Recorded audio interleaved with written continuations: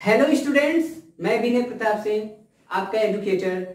इस pandemic situation में online platform से जितना पॉसिबल हो रहा है हम लोग कोशिश कर रहे हैं कि हमारे जो सीबीएसई के स्टूडेंट्स हैं, चाहे जो भी बच्चे हैं जो पढ़ाई कर रहे हैं, वो इस पैंडेमिक सिचुएशन में बिना टाइम वेस्ट किए अपनी प्रिपरेशन कर सके, अपनी पढ़ाई कंटिन्यू रख सके इस केस में। और हमारा आज का चैप्टर है मोशन, जो कि क्लास 9th का है। तो मैंने अपने चैनल पे इसके 4 वीडियो मैंने अपलोड कर दिए हैं और ये इस चैप्टर का लास्ट वीडियो है जो थियोरेटिकल अप्रोच से लास्ट होगा। उसके बाद एक लेक्चर में मैं कोशिश करूंगा कि न्यूमेरिकल अपलोड करूं। तो इस लेक्चर में हम लोग ग्राफ पढ़ेंगे और ग्राफ का आधा पोर्शन हम पढ़ चुके हैं on the basis of concept. लेकिन हमें 9th में बस ग्राफ कैसे बनता है ये याद रखना है, बट मैंने कंसेप्ट भी बताया था क्योंकि हो सकता है एनटीएससी सीएचएस में वो हेल्प करे समझने में। तो हम ग्राफ पढ़े थे, पोजीशन टाइम ग्राफ पढ़े थे, हम पोजीशन टाइम ग्राफ हम पढ़ लिए थे। और अब थोड़ा वीटी ग्राफ पढ़ेंगे, वेलोसिटी टाइम ग्राफ, और उसके बाद इक्वेशन ऑफ मोशन डिराइव करेंगे। वेलोसिटी टाइम ग्राफ ये हम स्टडी करेंगे आज इस लेक्चर में। और उसके बाद इक्वेशन ऑफ मोशन, जो कि इसी पे बेस्ड है और बहुत ही इजी है। जरूरत होती है बस हमें ध्यान से देखने की कि उसके पीछे का लॉजिक क्या है। तो पोजीशन टाइम ग्राफ में 1 मिनट में हम रिकॉल करा लेते हैं बस। ये हमारा था, हमारा एक्स एक्सिस टाइम फिक्स होता है, हम एक्स एक्सिस पे टाइम को रखते हैं और वाई एक्सिस पे पोजीशन को। ये टाइम, ये पोजीशन। अगर वो बोलता था कि बॉडी रेस्ट पे है, इट मींस कि इसका ग्राफ ऐसे बनेगा पैरेलल टू टाइम एक्सिस। अगर वो बोलता है कि बॉडी यूनिफॉर्म मोशन करती है तो ये y इक्वल टू mx ऐसे बनता था। अगर बोलेगा कि बॉडी निगेटिव वेलोसिटी शो कर रही है, इट मींस कि उसका ग्राफ ऐसे बनेगा, यानी कि पोजीशन हमारा टाइम के रिस्पेक्ट में कम होता जा रहा है। अगर वो बोलेगा कि नॉन यूनिफॉर्म मोशन कर रहा है, इट मींस कि ग्राफ ऐसे बनेगा, ये x ये t। ये कैसा है? रेस्ट है। ये हमारा यूनिफॉर्म है, ये हमारा निगेटिव, और ये हमारा नॉन यूनिफॉर्म। ओके, तो हमें 9th में डेरिवेशन नहीं देखना है, हमें जो ग्राफ का कैसे ड्रॉ करते हैं हमें वो ग्राफ बस देखना है। तो लास्ट लेक्चर में, जो कि बहुत पहले, आई मीन 1 और 2 मंथ पहले मैंने अपलोड किया था, तो उसमें हम लोग पोजीशन टाइम ग्राफ तक पढ़ लिए थे। अब हम लोग वेलोसिटी टाइम ग्राफ पढ़ेंगे। लॉजिक सारे कंसेप्ट वही हैं डेरिवेशन करने के, लेकिन हमको डेरिवेशन नहीं करना है, हमें बस देखना है कि वीटी ग्राफ कैसे बनेगा और उसके बाद हम इक्वेशन ऑफ मोशन डिराइव करेंगे। तो बस हमको ग्राफ याद रखना है। अब हमारा वीटी ग्राफ ओके हमारा आज का टॉपिक है। तो हमारा टाइम एक्सिस जो है वो फिक्स है, ये टाइम है एक्स एक्सिस पे। अब क्या करेंगे, इस पे हम वेलोसिटी रखेंगे, वेलोसिटी इस पे। इट मींस दैट कि यहाँ पे ओरिजिन है, अगर ओरिजिन से राइट साइड जा रहे हैं तो हमारा टाइम इंक्रीज हो रहा है, अगर ओरिजिन से ऊपर जा रहे हैं, एबव जा रहे हैं, तो हमारा वेलोसिटी इंक्रीज हो रहा है। अब पहली कंडीशन क्या होती है कि अगर बॉडी कांस्टेंट वेलोसिटी से मूव कर रही है तो उसका ग्राफ कैसे बनेगा। तो बॉडी कांस्टेंट वेलोसिटी मतलब कि एक पार्टिकुलर मैंने वेलोसिटी दे दिया और बोल दिया कि टाइम चाहे कुछ भी होगा वेलोसिटी यही रहेगी। इट मींस कि जैसे हम ले लें v equal to 10 metre per second और t equal to 10 second, 10 second तक, 0 से लेके 10 सेकेंड तक हमारा जो वेलोसिटी है वो 10 मीटर पर सेकेंड है। तो हम मान लेते हैं ये t इक्वल टू 10 सेकेंड यहाँ है, ओके, और ये हमारी वेलोसिटी 10 मीटर पर सेकेंड है। तो 10 सेकेंड तक वेलोसिटी जो है वो 10 ही है, इट मींस दैट ये ऐसे रहेगी, ओके। यानी कि जब बोले कि कांस्टेंट वेलोसिटी से ऑब्जेक्ट मूव कर रहा है, बॉडी मूव कर रही है, तो उसका ग्राफ कैसे होगा, तो पैरेलल टू टाइम एक्सिस। और हमें पैरामीटर याद रखना है, वेलोसिटी और टाइम। अगला क्या है, अगर यूनिफॉर्म एक्सेलरेशन शो करता है तो ये t ये v, ओके। और अगर वो यूनिफॉर्म एक्सेलरेशन शो कर रहा है, इट मींस दैट कि उसका ग्राफ भी ओरिजिन से पास होगा, वो ऐसे बनेगा। ये हमारा है यूनिफॉर्म एक्सेलरेशन। ओके, अब निगेटिव अगर वेलोसिटी है, निगेटिव रिटार्डेशन होगा, रिटार्डेशन अगर कराएंगे हम तो हमारा ग्राफ ऐसे बन जाएगा। तो हमें बस जो ग्राफ बनते हैं कुछ वही याद रखने हैं, और हो सकता है कि इसमें बोले कि बॉडी रेस्ट पे है, तो अगर बॉडी रेस्ट पे होगी इट मीन्स दैट कि उसका कोई पोजीशन चेंज नहीं हो रहा है, यानी कि उसके ग्राफ में कोई हम पैरामीटर नहीं दिखाएंगे। अगर वो बोल दे कि बॉडी रेस्ट पे है, बॉडी एट रेस्ट, तो यानी कि अगर वो रेस्ट पे इट मीन्स कि उसके पास कोई वेलोसिटी नहीं है, तो वो पोजीशन उसका यहाँ रहेगा, यहीं पे वो रहेगी, तो हम उस केस में बोल देंगे कि ये बॉडी रेस्ट पे है, उसके पास कोई वेलोसिटी नहीं है। तो ग्राफ बस याद रखना है। अब आते हैं अगला टॉपिक जो इक्वेशन ऑफ मोशन है, और इंपॉर्टेंट भी है। अब इक्वेशन ऑफ मोशन हमारा ये टॉपिक है ये, और इसमें हम 3 इक्वेशन पढ़ते हैं। v equal to u plus a t, second है हमारा s equal to u t plus half a t square, third one है हमारा v square equal to u square plus 2as, जहां पे v क्या होती है, final velocity, final velocity, u क्या होता है, initial velocity, initial velocity, a क्या होता है, constant acceleration, constant acceleration, t time and s displacement या डिस्टेंस। ओके, इतनी चीजें। अब हमें ग्राफ में क्या करना होता है कि ग्राफ की हेल्प से ये तीनों इक्वेशन हमें डिराइव करना है। तो पहला इक्वेशन हमारा क्या है कि to prove v equal to u plus a t. Okay, तो जब हम इक्वेशन ऑफ मोशन को डिराइव करेंगे तो हमारा सबसे पहले काम है कि ग्राफ ड्रॉ करेंगे जो होगा हमारा टाइम और वेलोसिटी के बीच। ओके, एक ग्राफ ड्रॉ करेंगे जो किसके बीच होगा, टाइम और वेलोसिटी के बीच।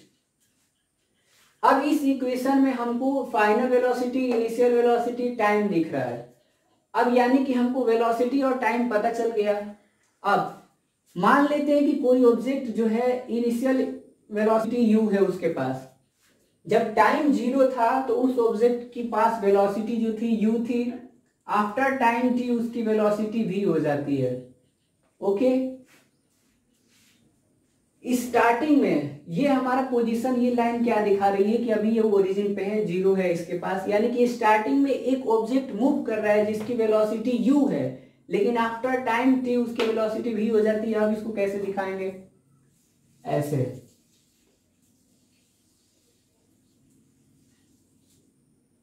ओके, ये अब इसका नाम रख लेते हैं a b c d p q, इसका मैंने बस एक नाम रख दिया है।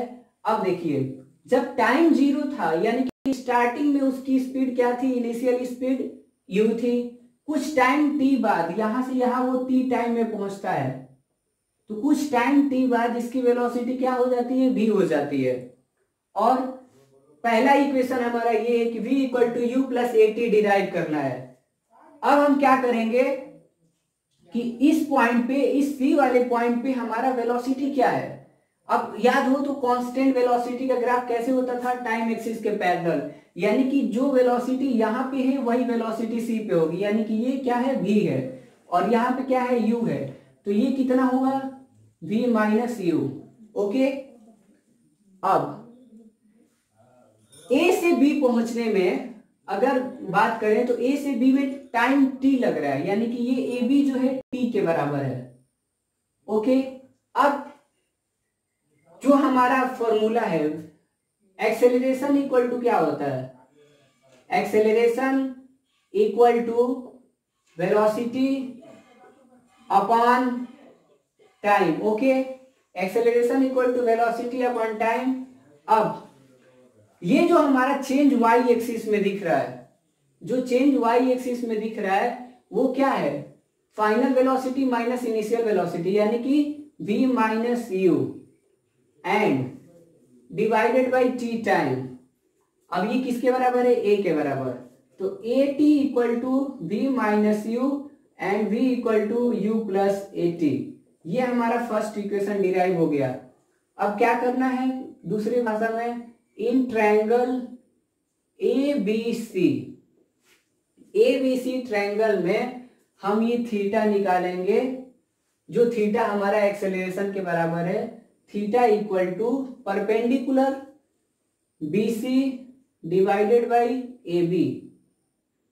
ओके, और ये याद रखना है कि वेलोसिटी टाइम ग्राफ का जो स्लोप होता है वो हमको एक्सेलरेशन देता है, और ये हम वेलोसिटी टाइम ग्राफ पहले पढ़ के आ रहे हैं, इसलिए हमने ये फॉर्मूला यूज किया कि acceleration equal to velocity upon time.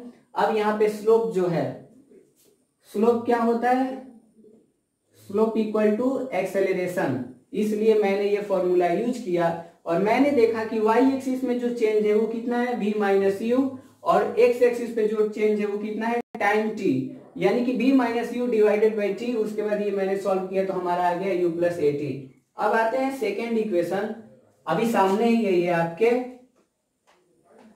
Second equation में, अब सेकेंड इक्वेशन जो हमारा है वो है s equal to u t plus half a t square. अब जो s दिख रहा है वो हमारा डिस्टेंस होता है u initial velocity, t time a constant acceleration. Figure वही यूज होगा। अब हम क्या करेंगे प्रूफ में, अब प्रूफ में हमें क्या करना है कि उस जो फिगर ये बना है ओ पी बी सी ए, जो फिगर हमारा बन रहा है, sorry Q P B C A, इसका हम एरिया निकाल लेंगे, यानी कि displacement equal to area of figure Q P B C A. Okay, मतलब कि यहां पे अगर साइकिल कंप्लीट कर ले, यानी कि उस फिगर का एरिया हमको निकालना है।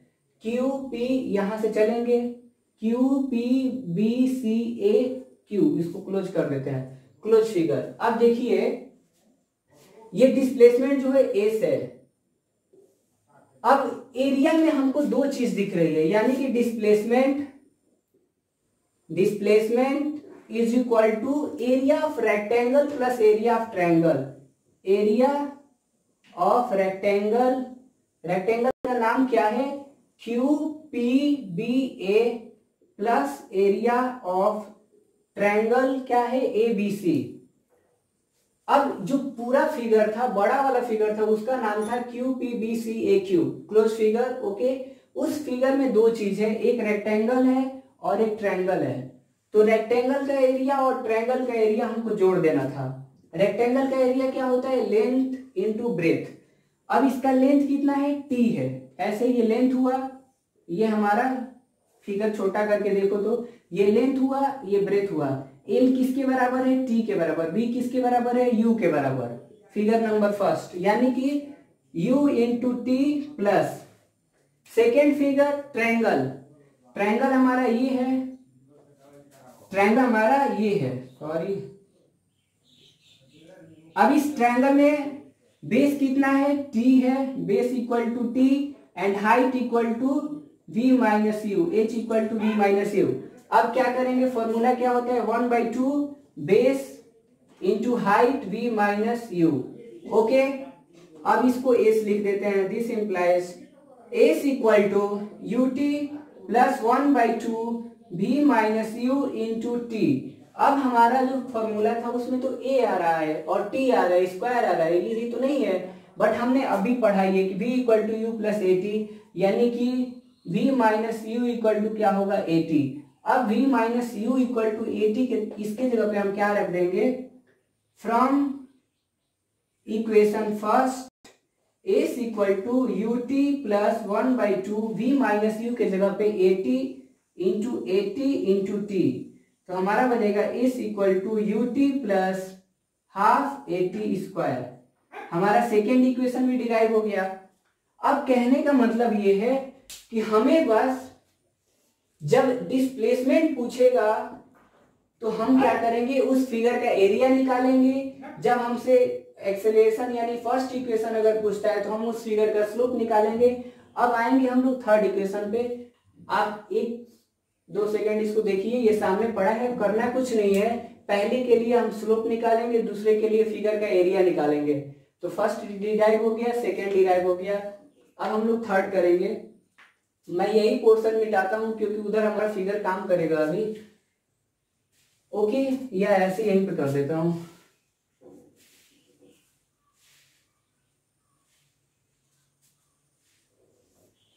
अब हमारा जो थर्ड इक्वेशन होता है v square equal to u square plus 2as, क्या है थर्ड हमारा, क्या है to prove v square equal to u square plus 2as। अब हमें ये प्रूव करना है। अब इसमें टाइम नहीं है लेकिन डिस्प्लेसमेंट एस तो दिख रहा है ना। अगर वो एस है इट मीन्स दैट कि हमको फिगर का एरिया ही निकालना है। तो हम क्या करेंगे प्रूफ में, एस इक्वल टू या displacement equal to area of figure, same नाम है उसका, रख देते हैं Q P B C A, Q P B C A Q. But अब यहां पे हम अलग अलग स्प्लिट नहीं करेंगे, जैसे रेक्टेंगल और ट्रायंगल नहीं करेंगे। यहां पे सीधे नेट फिगर जो दिख रही है हमारी नेट फिगर क्या है, क्यू पी, सॉरी इसको कर देते हैं क्यू पी सी ए, और ये हमारा ट्रेपेजियम है। एरिया फिगर क्यूपीसीए जो कि हमारा ट्रेपेजियम है, ट्रेपेजियम राइट एंगल ट्रेपेजियम है। क्यों? क्योंकि इसका एंगल कितना है, राइट एंगल। अब क्या करेंगे हम, फॉर्मूला क्या होता है, फॉर्मूला होता है 1/2 sum of parallel side into perpendicular distance. Sum of parallel side into perpendicular distance formula होता है, सबसे सिंपल लॉजिकल है। अब एरिया डिस्प्लेसमेंट को एस से लिखते हैं, एरिया फिगर, तो 1/2 सम ऑफ पैरेलल साइड। तो आपको दिख रहा होगा कि ये वाली जो लाइन है, ये वाली लाइन इसके पैरेलल है। इट मींस दैट कि Q A parallel to P C, Q A parallel to P C, और पीसी की लेंथ कितनी है, पीसी यहां से स्टार्ट हो रहा है, यहां से इतना, यानी कि पीसी की लेंथ कितनी है v, और क्यूए की लेंथ कितनी है a, सॉरी क्यूए की length u। Sum of parallel side हो गया। अब इनटू परपेंडिकुलर डिस्टेंस, ये ट्रेपेजियम हमारा ऐसा है तो इसका परपेंडिकुलर डिस्टेंस t हो गया। अब s equal to 1/2 b plus u। अब तो हमें t चाहिए नहीं, there is no need of t। अब क्या करेंगे हम, फॉर्मूला फर्स्ट वाला यूज करेंगे, क्या था, v equal to u plus a t. लिख देते हैं using equation first v equal to u plus a t. t के जगह पे क्या आएगा, t equal to v minus u upon a. Okay, अब क्या करेंगे, s equal to 1/2 v plus u into t के जगह पे v minus u upon a. अब क्या करेंगे, a plus b, a minus b. अब पहले 2a S equal to v square minus u square. क्यों? क्योंकि a plus b into a minus b होता है हमारा a square minus b square. आप मैथ के आइडेंटिटी में पढ़े होंगे। अब यहां से v square equal to u square plus 2as, ये हमारा थर्ड इक्वेशन भी डिराइव हो गया। इट मींस दैट कि जब हमें एरिया निकालना होगा, जब हमें डिस्प्लेसमेंट निकालना होगा तो हम वीटी ग्राफ का एरिया कैलकुलेट करेंगे, जब हमें एक्सेलरेशन निकालना होगा तो हम स्लोप निकालेंगे। अब एक लास्ट टॉपिक है हमारा सर्कुलर मोशन, क्योंकि लास्ट थ्योरेटिकल लेक्चर है तो इसको ले लेते हैं बस 1 मिनट में। अब यहीं पे हम सर्कुलर मोशन ले लेते हैं। सर्कुलर मोशन, तो सर्कुलर मोशन क्या होता है कि जब कोई भी ऑब्जेक्ट एक सर्कुलर पाथ पे मोशन करता है, एक सर्कुलर पाथ पे मोशन करता है, ये सर्कल भी हो सकता है, ये ऐसे भी हो सकता है, ये रेक्टेंगल भी हो सकता है, इट मीन्स दैट कि जब कोई भी बॉडी, कोई भी पार्टिकल एक सर्कुलर पाथ पे यानी कि क्लोज पाथ पे मोशन करता है तो हम उसको सर्कुलर मोशन कहते हैं। Body moves on circular path. अब ये सर्कुलर पाथ, ये एक यहाँ पे सर्कल है, यहाँ रेक्टेंगल के फॉर्म में है, ये स्क्वायर के फॉर्म में है, बट हम जो मेनली है हम इसको डिस्कस करेंगे। और एक चीज कि इसको डिटेल में हमें नहीं लेना है क्योंकि ये हमारे 11th में ये सारा आता है। अब अगर इसका रेडियस r है, इसका रेडियस r है तो इसका सरकमफेरेंस कितना होगा 2 पाई r। अब एक चीज यहाँ पे खासियत क्या है कि यहाँ पे स्पीड कांस्टेंट होती है, कांस्टेंट स्पीड। जब सर्कुलर पाथ पे ऑब्जेक्ट मूव करता है उस केस में उसकी स्पीड कांस्टेंट होती है, बट वेलोसिटी का मैग्नीट्यूड तो सेम होता है लेकिन डायरेक्शन चेंज होता है। जैसे पार्टिकल यहां से चला तो इस टाइम इसकी डायरेक्शन वेलोसिटी की यहाँ है, जब वो यहाँ पे पहुंचेगा तो इसकी वेलोसिटी की डायरेक्शन इधर होगी, जब यहाँ पे पहुंचेगा तो इसकी वेलोसिटी की डायरेक्शन इधर होगी, जब यहाँ पहुंचेगा तो वेलोसिटी की डायरेक्शन इधर होगी। इट मींस दैट कि वेलोसिटी का मैग्नीट्यूड सेम हो सकता है बट डायरेक्शन चेंज हो रहा है। इसीलिए हम क्या करते हैं कि सर्कुलर मोशन में स्पीड कांस्टेंट लेके चलते हैं। और इसका एग्जांपल हमारा है डेथ वेल, मौत का कुआं जिसे हम बोलते हैं। और हम उसमें क्या देखते हैं कि एक सर्कुलर ट्रैक पे बाइक हो सकती है, कार हो सकती है, वो मोशन करती है और उस केस में क्या होता है कि स्पीड कांस्टेंट होता है। और एक क्वेश्चन हमारे एनसीईआरटी में है कि अगर बॉडी मोशन कर रही है कांस्टेंट स्पीड से तो उसका जो पाथ होगा वो कैसा हो सकता है। अगर वो यूनिफॉर्म मोशन कर रही है तो उसका पाथ कैसा हो सकता है। तो हम बता दें कि अगर वो यूनिफॉर्म मोशन कर रही है तो उसका पाथ सर्कुलर भी हो सकता है, उसका पाथ स्ट्रेट भी हो सकता है, उसका पाथ जिग जैग हो सकता है। कंडीशन इज दैट कि यूनिफॉर्म मोशन में स्पीड कांस्टेंट है, पाथ का जो डिजाइन है वो चेंज हो सकता है, वो सर्कुलर भी हो सकता है, स्ट्रेट लाइन भी हो सकता है, जिग जैग भी हो सकता है, बट वहां पे स्पीड कांस्टेंट होगी। तो ये हमारे एनसीईआरटी में एक क्वेश्चन है, इंटेक्स्ट क्वेश्चन, की पाथ कैसी हो सकती है। तो मैक्सिमम बच्चे ये कहते हैं कि हम मोशन इन स्ट्रेट लाइन पढ़ रहे हैं तो जो हमारी पाथ होगी स्ट्रेट लाइन होगी, बट वहां पे सर्कुलर भी हो सकती है, जिग जैग भी हो सकती है। कंडीशन इज दैट की स्पीड कांस्टेंट रहेगी। अब यहाँ पे एक फॉर्मूला है हमारा कि v equal to 2 pi r upon t. यहाँ पे ये फॉर्मूला याद रखना है, सर्कुलर मोशन में velocity equal to 2 pi r upon t. अब बस एक चीज याद रखनी है कि सर्कुलर मोशन में स्पीड कांस्टेंट ली जाती है या कांस्टेंट होती ही है। ओके, तो हमने इस लास्ट लेक्चर में, इस थ्योरेटिकल लेक्चर में जितने टॉपिक्स थे उनको कवर किया है। अगले लेक्चर में हम कोशिश करेंगे कि एक लेक्चर न्यूमेरिकल पे अपलोड करें ताकि अप्रोच पता चल जाए। Thank you.